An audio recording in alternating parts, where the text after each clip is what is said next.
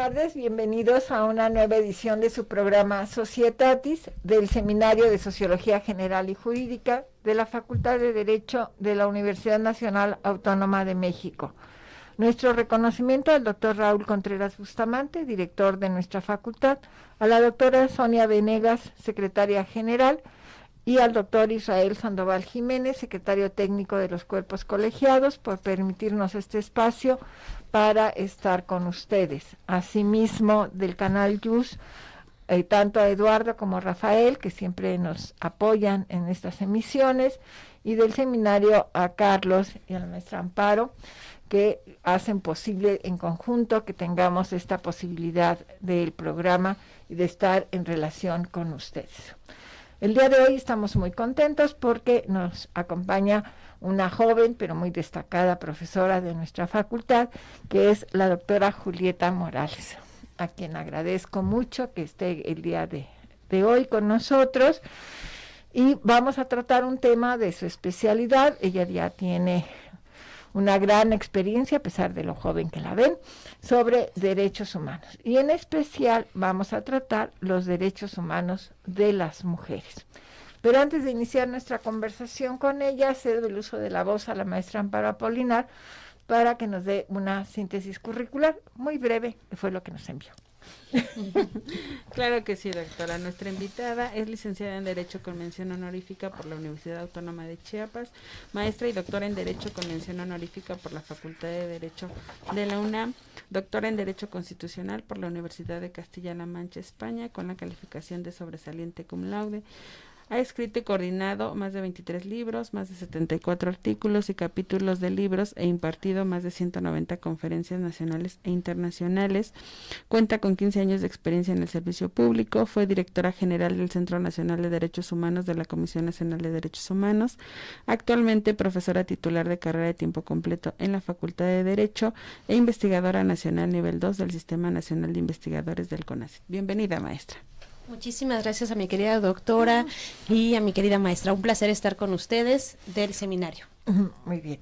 Pues vamos a iniciar nuestra conversación y seguramente ahorita que dijimos el título, algunos de ustedes se preguntarán, ¿y por qué derechos humanos de las mujeres si no referimos siempre a los derechos humanos? Y entonces esta va a ser nuestra primera reflexión de esta conversación.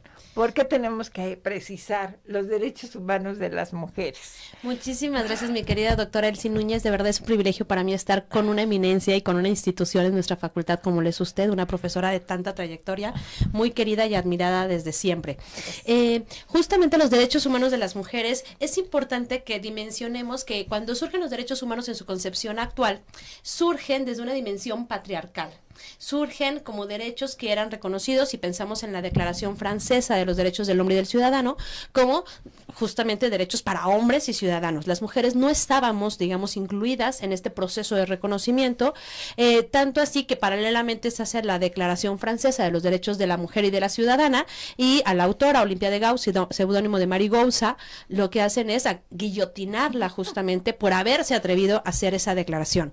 Entonces, tenemos que realmente la concepción clásica de derechos humanos es una concepción machista, patriarcal, misógina, y ha venido evolucionando a lo largo del tiempo. Recordar que las mujeres en nuestro país emergimos a la vida pública en el voto municipal incipientemente y con argumentos medios cuestionables en 1947, pero se nos reconoce el derecho al voto y la ciudadanía, porque eso es lo más fuerte, que no éramos ciudadanas de este país, sino hasta 1953, votando por primera vez en 1955.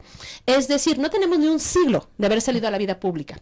Y esto, por supuesto, hace que se tengan que posicionar en la evolución o progresividad del concepto de derechos humanos, identificar que mujeres éramos un grupo que necesitaba especial reconocimiento y sobre todo acciones del Estado para el ejercicio pleno de los derechos, porque lamentablemente no surgió así el concepto clásico de derechos humanos.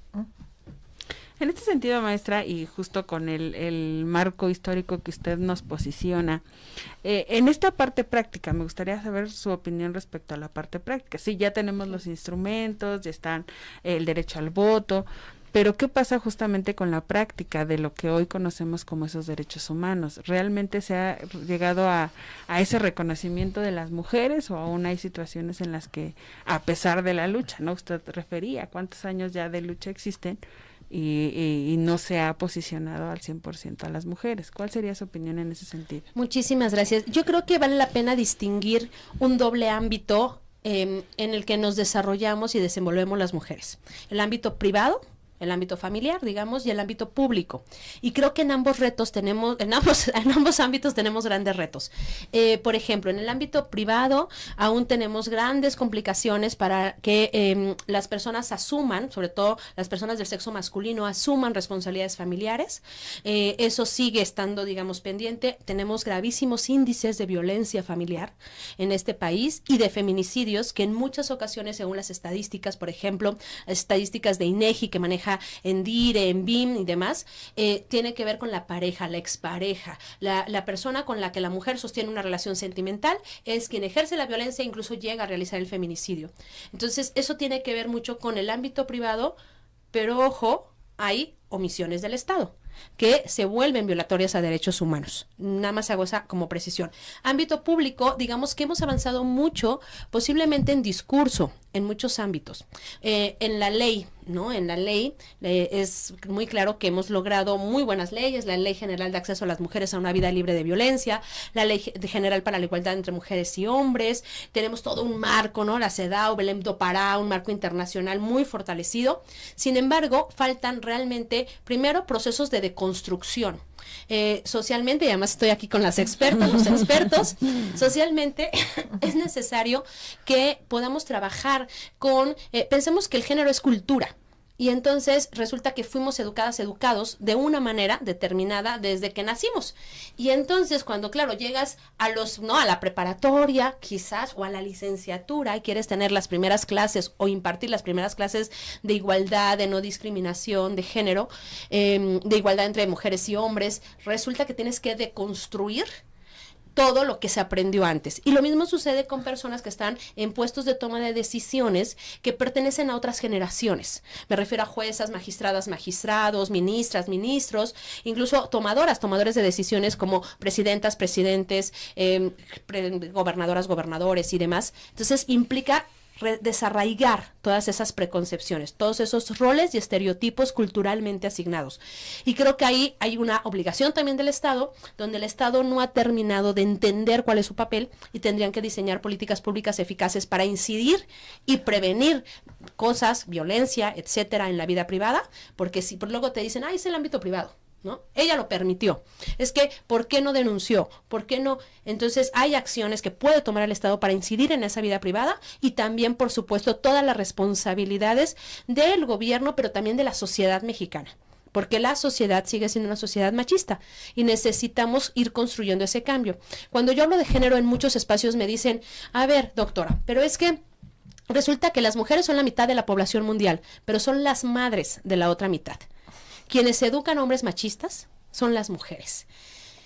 Y tienes que deconstruir y demás, etcétera, y explicar, pero es un punto que tenemos que ir entendiendo, es cómo mujeres y hombres, de manera compartida, porque no es una responsabilidad exclusiva de mujeres, por supuesto, pero también la educación informal y la educación formal están reproduciendo estas desigualdades, estas preconcepciones discriminatorias, no solamente frente a mujeres y hombres, sino también incluso contra la comunidad de la diversidad sexual. Uh-huh.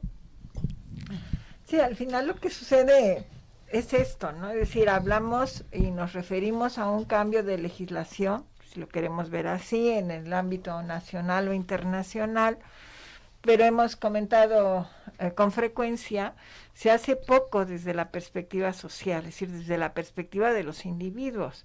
Y tenemos que empezar en la familia. Se piensa con mucha frecuencia que el cambio de ley cambia la realidad y esto no es así. O sea, tenemos que, o se tiene que trabajar también en ese cambio de mentalidad. Podemos pensar, claro está que los padres somos de una generación y nuestros hijos viven otra realidad, pero también se da una separación importante en esto, ¿no? Seguimos teniendo la imagen de que lo que pasa en la familia o en la intimidad de la familia ahí se queda, y muchas veces también hay que señalar, las mujeres no saben a dónde acudir o las revictimizan. Entonces es toda una estructura que hay que modificar, porque si vas a ir a denunciar y te sale peor, ¿verdad?, por decirlo rápido, te abstienes, ¿no? Todavía tenemos esa idea de que no es cierto, no puede ser, esto es de la intimidad, ¿por qué lo estás haciendo público? Y entonces poca veracidad le damos a una mujer, ¿no? Y esto es una tristeza, porque ¿cómo vamos a lograr romper ese círculo si no lo creemos? O sea, podemos pensar que sí, efectivamente, desde diversos ángulos podemos señalar si ha avanzado, ¿no? Es decir, de la situación de las mujeres, pero creo también que un conjunto o un grupo de mujeres se van al extremo. No sé cuál es tu opinión, y esta sería mi pregunta. Es decir, un grupo, no, siento que yo no, que hay un grupo de mujeres que se van al extremo, ¿no? Ahora, ya no sé, las feministas extremas, que no sé, primero no nos ponemos de acuerdo, porque ahora hay como 20 feminismos, ¿no? Que eso no nos ayuda para nada. Pero vamos a pensar que estamos sensatas y que hay un feminismo nada más. Ese extremo de que ahora casi odio jarocho a los hombres, no estamos tomando, o no están tomando esas mujeres la misma posición, en vez de querer pues complementar, estar unidos, ¿no? Como tú has sido machista tantos años, ahora yo me voy a volver pues, al extremo, ¿no? Siento que luego pasa esto, y sobre todo con las jóvenes. ¿Qué piensas?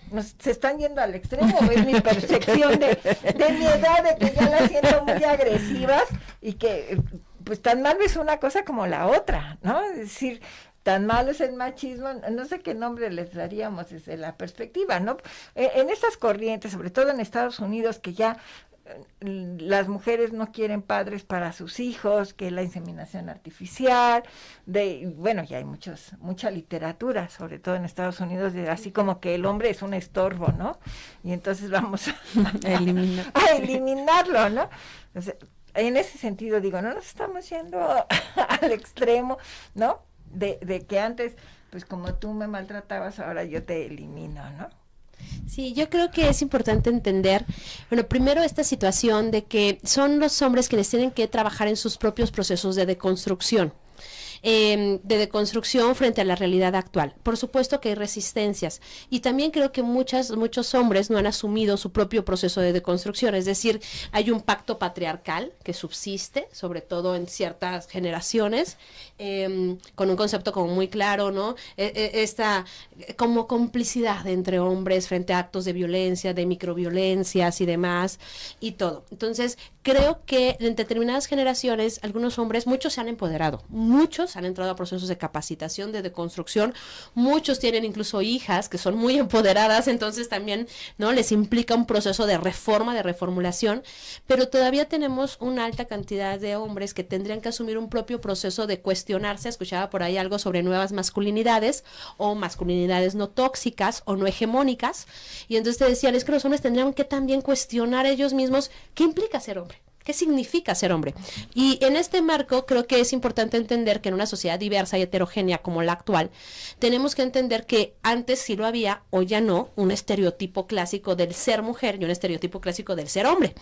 Y yo un poco lo que digo en clase, y lo repetiré ahora, perdón, es que justamente en tu única vida tendrías que cumplir alguna camisa de fuerza, algún estereotipo estricto de qué implica ser mujer o ser hombre, ser el tipo de mujer, ser el tipo de hombre que tú quieras ser, sin tener que darle cuenta a nadie, digamos. Y tiene que ver con el libre desarrollo de la personalidad.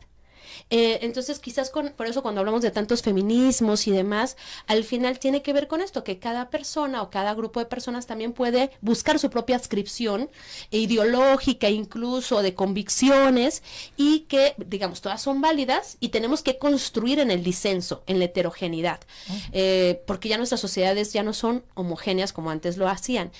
Creo que también hay más conciencia en las nuevas generaciones respecto a al papel de la mujer en la sociedad, y también, por eso también creo que hay más enojo respecto a la abstención, a la complacencia que puede haber en algunos sectores de hombres, sobre todo frente a hechos gravísimos como son feminicidios, como son, entonces muchas tomadores de decisiones, porque hay que decirlo, también hay mujeres machistas, no por el solo hecho de ser mujer, sabes de género, sabes vivir el género, o tienes perspectiva de derechos humanos, entonces lo que implica acá es que pueden haber tomadores de decisiones que en su actuar cotidiano estén reproduciendo en cualquier nivel, en cualquier esfera, incluso en la propia universidad, estén reproduciendo roles, estereotipos y todo, y entonces claramente el estudiantado, porque también creo que hay chicos que acompañan mucho a los movimientos feministas, el estudiantado tiene mucho enojo porque frente a lo que está pasando hay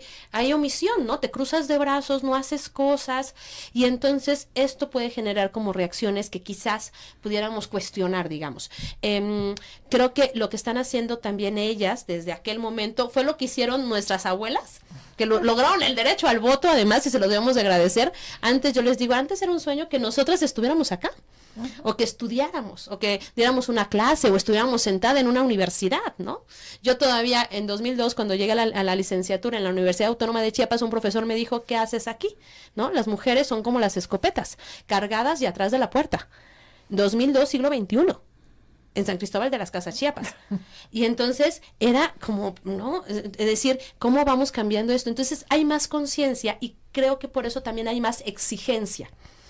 Un poco lo que se trabaja en derechos humanos es ciudadanía empoderada. Entre más empoderada esté tu población, entre más informada esté, más exigente es. Y creo que eso es muy bueno, porque tenemos que buscar los canales adecuados para, digamos, encauzar todas esas, ¿no?, iniciativas, todas esas propuestas, todas esas perspectivas. Creo que lo que no podemos hacer es quedarnos en el status quo vigente injusto que para muchos sectores ha prevalecido. No para todos, para algunos sectores.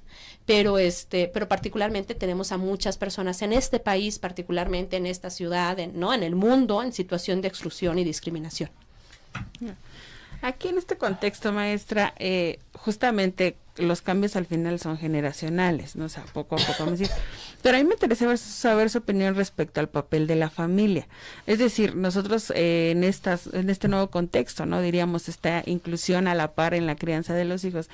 Pero ¿qué pasa, por ejemplo, en familias monoparentales o con mayor tendencia a la familia monoparental, ¿no? O sea, al final, lo que tú aprendes en tu familia, pues más tarde lo vas a llevar a la sociedad, o más tarde se va a reproducir justamente, y que a lo mejor ahí es donde, diríamos, se perpetúan estos esquemas de desigualdad, estos estereotipos. Pero entonces, ¿qué hacer frente a este panorama? Es decir, ¿tendríamos que seguir abocándonos a decir solo es la familia, o tendríamos que hacer como una red de decir, bueno, a lo mejor tú no tienes aquí una figura paterna, pero socialmente, ¿no?, te vamos a acoger de esta manera? ¿Cuál sería su opinión en ese sentido? Ay, muchísimas gracias por las preguntas. Todas son interesantísimas. Todas. A ver, creo que vale la pena hablar de que en 2024, y desde antes, tenemos muchos tipos de familia, como ya has mencionado. Entonces, justamente las familias necesitan no solamente el entendimiento de su diferencia frente al modelo clásico, digamos, de familia, que ya se nos cayó, ¿no? Por un lado. Y por otro lado, entender que tenemos muchas variedades de familias y que hay un problema estructural que tiene que ver con derechos humanos de las mujeres, que es que las mujeres estábamos confinadas a la vida privada. Entonces, cuando viene el proceso del reconocimiento de ciudadanía, derecho al voto, empieza la salida de las mujeres a la vida pública, entonces empieza este proceso de desempeño nuestro, ahora sí voy a referirme acá, nada más de las tres, en los dos ámbitos, digamos, en el ámbito laboral y en el ámbito familiar. Entonces, hay un gravísimo problema de falta de conciliación de vida laboral, familiar, y alguien también me agregaría personal, porque pensamos que las personas que no tienen hijos no necesitan tiempo para ellas, para ellos, y entonces no, también hay vida personal que tiene que ser, digamos, conciliable. Bueno, entonces, en ese marco, la OIT señala que, pues, las sociedades se diseñaron pensando en que iba a haber una persona encargada de ver que en la casa todo funcionara, y esa persona era la mujer. Entonces, cuando se produce el cambio, las propias sociedades y las estructuras del Estado, las políticas públicas, no se han adaptado para esta cobertura. El hecho de que pidan por ejemplo, a los hombres no se les reconozca derecho de guardería en algunos espacios. Familias monoparentales donde no hay soporte familiar, porque quienes tenemos soporte familiar lo agradecemos muchísimo, pero también luego las abuelas tuvieron que salir a trabajar, entonces no hay soporte familiar, pues necesitas escuelas de tiempo completo, necesitas guarderías de tiempo completo, porque de pronto el horario de guarderías o el horario escolar clásico no responde a una jornada de 8 horas de trabajo. Entonces vemos a las mujeres, en su mayoría también hombres, corriendo a recoger, a llevar, a tal, y entonces tienes un grave problema de esta falta de conciliación que podrías atacar muy fácil a través de políticas públicas, ¿no? Reales, conscientes, con perspectiva de género y de derechos humanos, digamos. Pues vamos a un breve receso y regresamos con ustedes en nuestra conversación del día de hoy con la doctora Julieta Morales, los derechos humanos de las mujeres. Regresamos con ustedes, estamos en una nueva edición de su programa Societatis con el tema los derechos humanos de las mujeres. Como es habitual en nuestro programa, cedo el uso de la voz a Carlos para responder algunas de las inquietudes de quienes nos favorecen y nos acompañan en esta emisión. Por favor, Carlos. Sí, doctora, muchas gracias.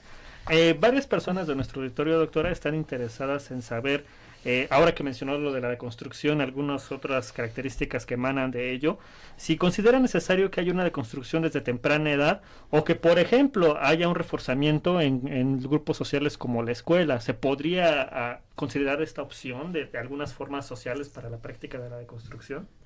Sí, agradezco mucho la pregunta a quienes nos ven.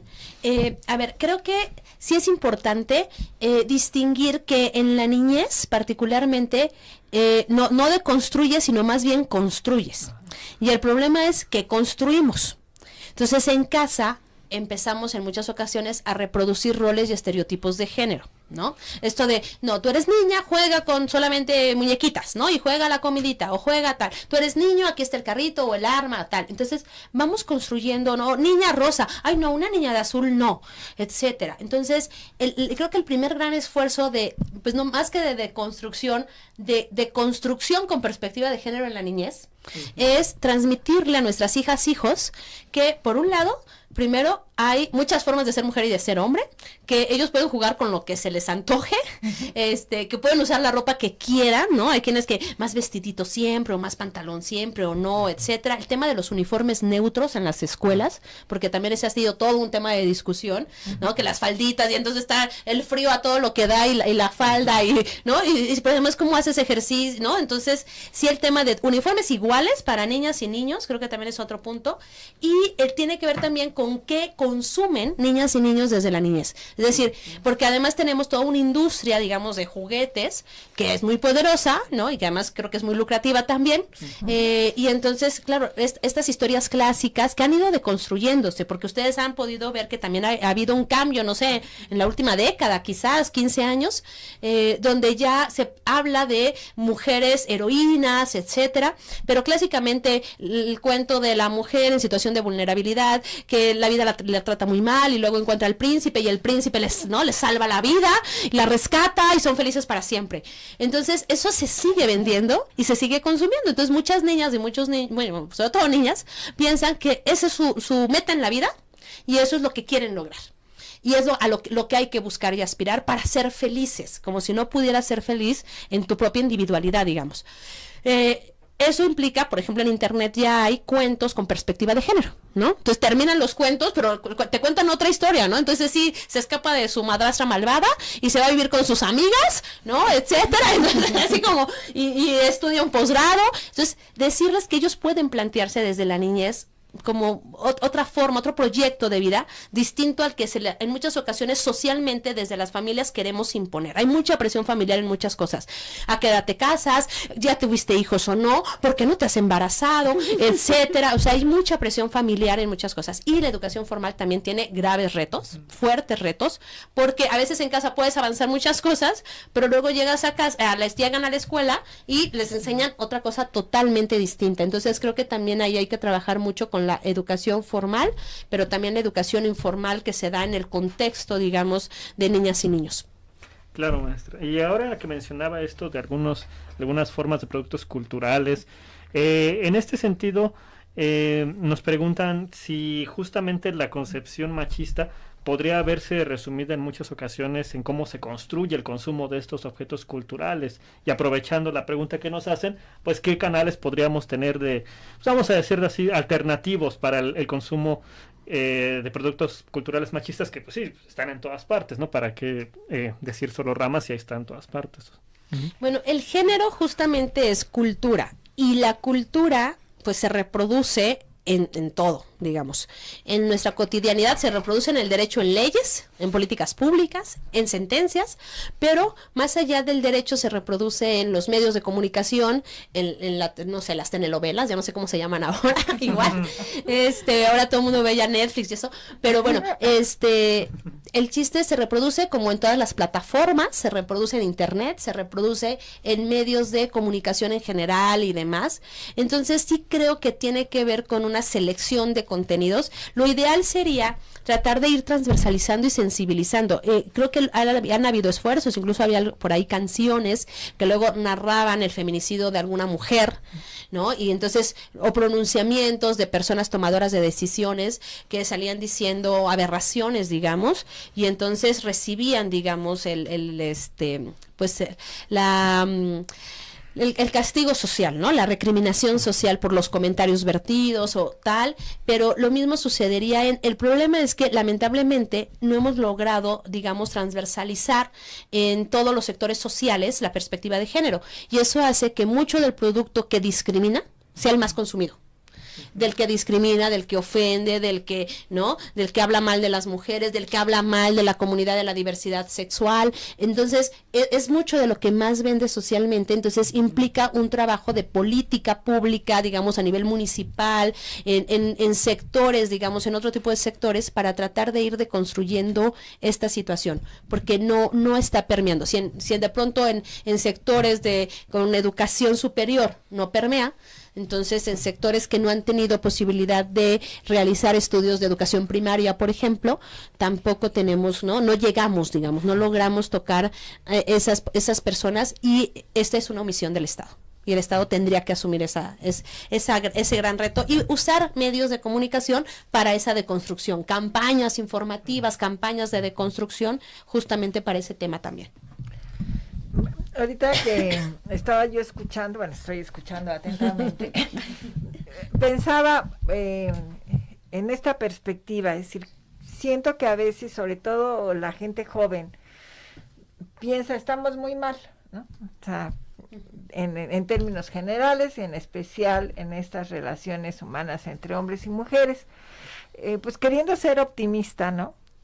Ha habido un avance, a lo mejor vamos a paso de tortuga artrítica, como lo digo, pero creo que es importante también darnos cuenta que esto ha mejorado, ¿no? Es decir, desde el momento de esa declaración de los derechos de la mujer y la ciudadana, que por ser mujer, hija ilegítima y de todo, terminó guillotinada, al día de hoy, donde pues, se va a ir muy mal, pero nos podemos poner de ejemplo, ¿no? Hace 800 años, cuando yo estudié en la facultad, éramos 10 mujeres por clase, ¿no? Y sabemos que nuestra facultad ahora está invertida, ahora el 60% son mujeres.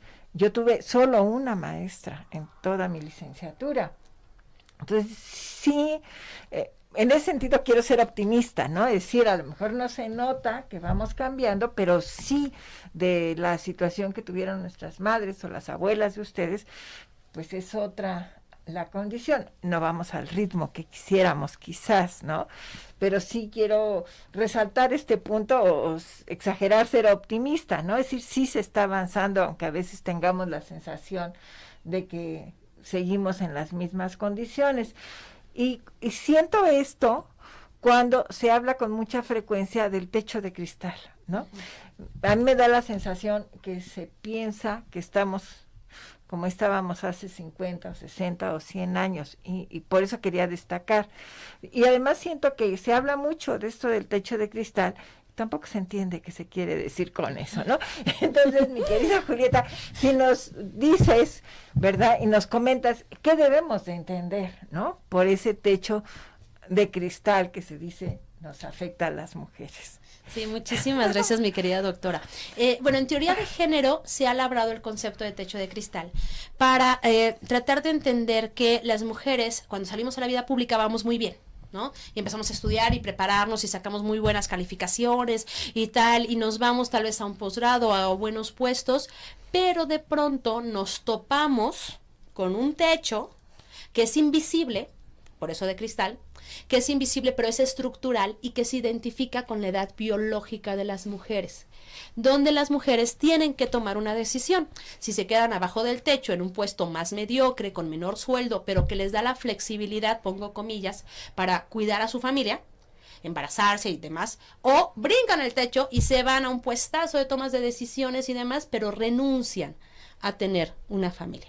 Esa decisión que parecería que puede o debe tomarse, no se le exige a los hombres, porque a los hombres, primero, no tienen el tema de la edad biológica, pero además no tienen alguien en casa que se encarga de ver que todo funcione, sobre todo cuando están en grandes puestos de toma de decisiones, o digamos se entiende que es a la esposa o a la pareja femenina a quien le corresponde eso. Entonces, hombres pueden desarrollarse sin problema profesionalmente, sin tener que estar pensando en si hay súper, o quién va a recoger al niño, y que se enfermó y no se lo aceptaron en la guardería, o si le falta una vacuna. Entonces los hombres pueden desarrollarse profesionalmente y hay que se encarguen las abuelitas, que se encargue quien pueda hacer. Mujeres no. Mujeres tienen, y además ante la falta de vida laboral y familiar, entonces es esa falta de conciliación lo que ocasiona es que mujeres vivan con gran frustración las dos facetas. Están en el trabajo y están pensando en lo que hay que hacer, estar en casa y están pensando en el trabajo. Y se sienten mal, no terminan de estar bien en ninguna de las dos facetas. Y digamos, ese sería el techo de cristal respecto a cuando alguien dice, ¿cuántas personas tienes trabajando en tu institución? La pregunta está mal. La pregunta no es cuántas, sino en dónde, haciendo qué. Porque si la tienes en labor secretarial administrativa, sirviendo cafés o personal de limpieza, claro que yo puedo tener 50% de personas o 60 de mujeres, pero no las tengo en puestos de toma de decisiones, por un lado. Y luego hay algo que yo, por ahí escribí alguna vez un artículo con la Federación Mexicana de Universitarios hace ya varios años, y yo denominé el techo de cristal autoimpuesto. Porque en muchas ocasiones, bueno, la estructura, ¿no? En la misma empresa viene un ascenso y tienes un hombre y una mujer y prefieren, porque ¿te vas a embarazar? O tal cosa, etcétera, que sabemos es discriminatorio. Pero en muchas ocasiones son las propias mujeres las que se embarazan o tienen a un hijo y puede llegar la oferta de trabajo, el puestazo, pero te implica viajar 3 veces a la semana, te implica moverte, te implica horarios extendidísimos de trabajo, y son las propias mujeres las que dicen no, gracias. Entonces, a eso me refiero cuando yo hablé en ese artículo, en ese capítulo del libro A Techo de Cristal Autoimpuesto, porque ya las propias mujeres en tratar de decir, bueno, no, pero sí, o ser buena mala madre, o qué va a pasar, como toda esta carga cultural, que aunque trabajes género, de pronto se te cae encima, y la propia familia, ¿no? Porque la propia familia te dice, ay, ¿y a qué hora llegaste? ¿Y a qué hora no sé qué? ¿Y a qué hora?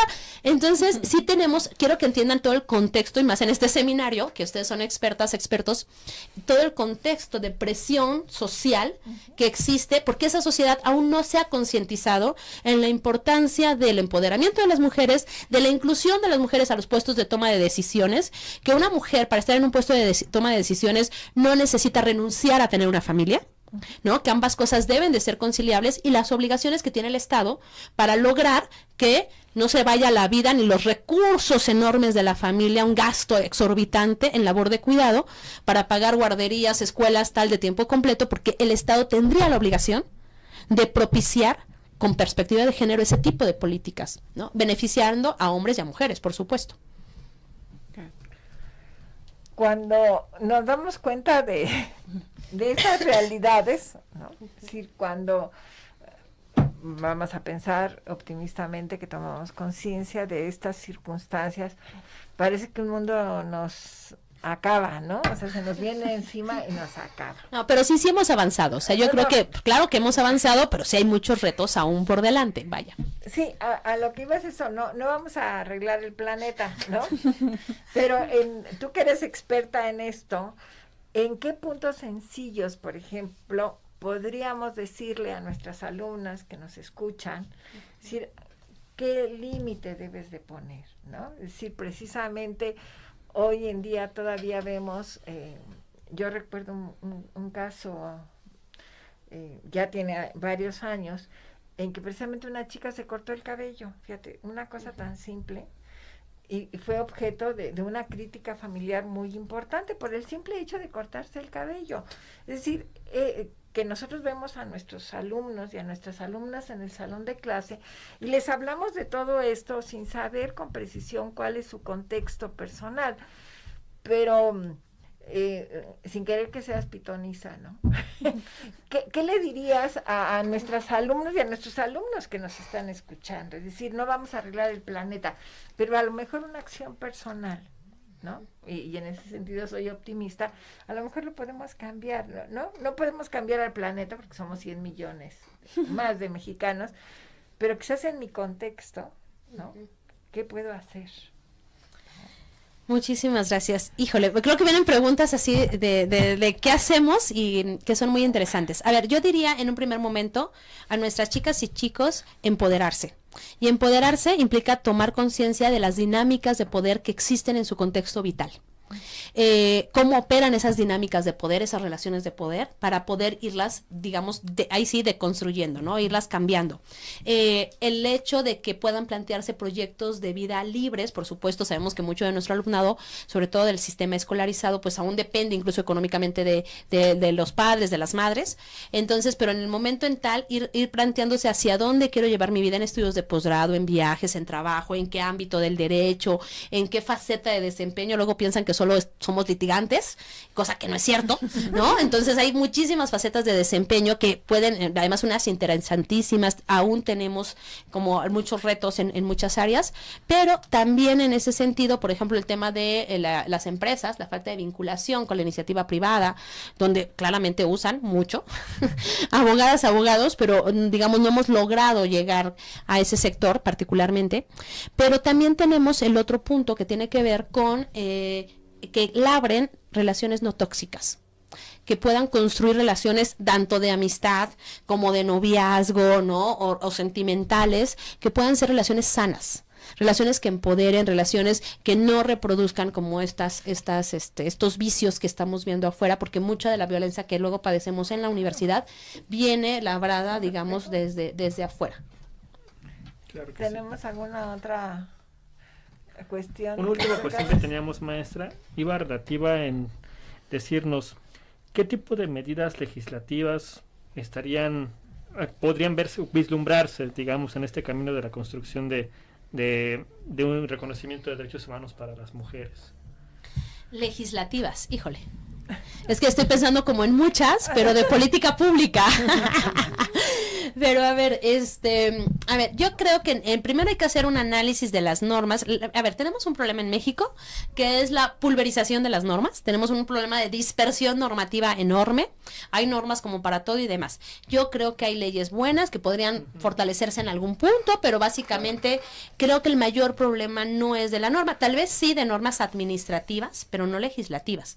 Es decir, ustedes recuerdan que tenemos toda la normatividad legislativa, constitucional y demás, pero tenemos toda la facultad reglamentaria en reglamentos, manuales de procedimientos. Entonces, lamentablemente, la normatividad administrativa, que es enorme, todos los reglamentos, todos los manuales de procedimientos, manuales de operación, toda esa norma que le dice a la gente o a las instituciones cómo funcionar cada día, en muchas ocasiones reproducen unos vicios enormes. Y ahí tal vez tendríamos que trabajar más, digamos, desde la dimensión normativa.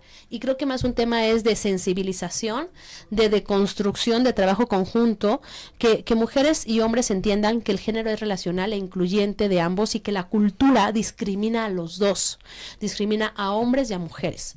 Y particularmente en muchas áreas, derecho civil, etcétera, discriminan ampliamente a los hombres con base en roles y estereotipos culturalmente asignados, ¿no?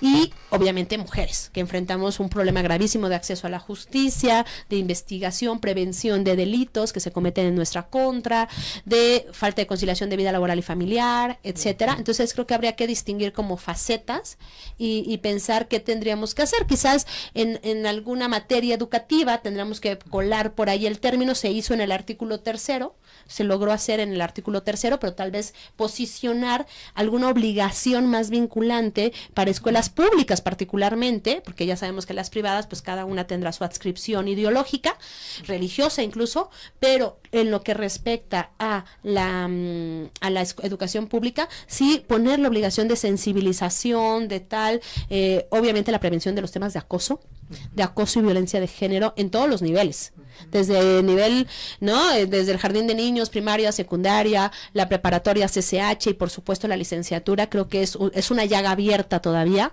en este momento, lamentablemente.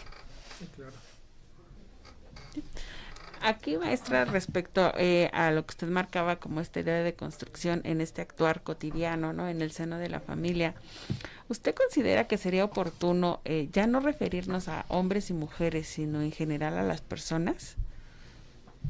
A ver, hay un proceso que es muy interesante y hemos tenido varias discusiones ahí dentro de los colectivos feministas a los que yo pertenezco, particularmente a la Federación Mexicana de Universitarias, que tiene que ver con algo que se llama el borrado de las mujeres.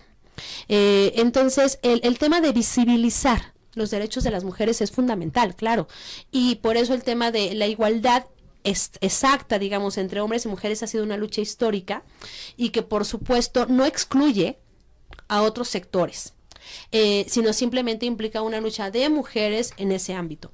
Ahora, creo que sí vale la pena también tener en mente que como término neutro se puede usar mucho personas, como término neutro, pero para el tema de políticas diferenciadas, recordemos que hay discriminación directa e indirecta. Entonces hay normas, por ejemplo, políticas que aparentemente parecen neutras, pero no es cierto.